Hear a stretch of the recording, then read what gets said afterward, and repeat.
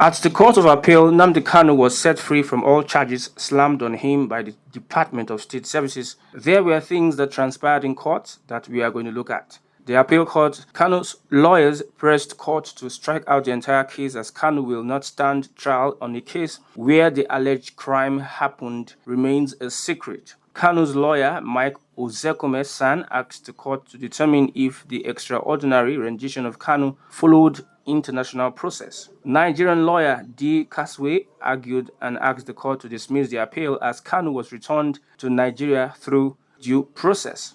The panel and judges agreed with Kanu's lawyers that where jurisdiction is raised, it is important to deal with it first as it will affect the entire case later. The panel said it is clear that where a court lacks jurisdiction to determine a matter, every other thing it does will amount to a nullity. The panel added that the federal government remained silent on the allegation that Kanu was abducted from Kenya.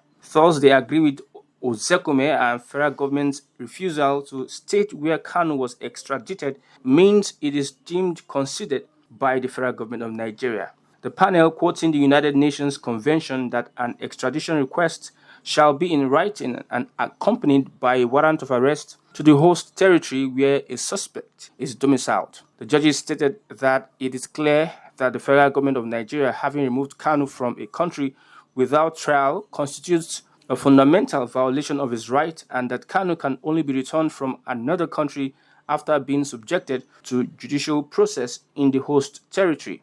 The appeal court faulted the lower court, stating that the warrant of arrest only applies within Nigeria, but extraordinary rendition without formal trial in a transferring country is an error.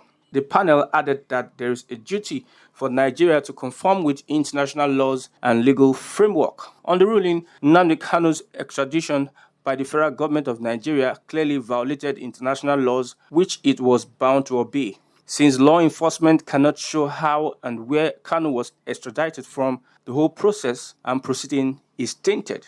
The action of the Nigerian government amounts to executive recklessness.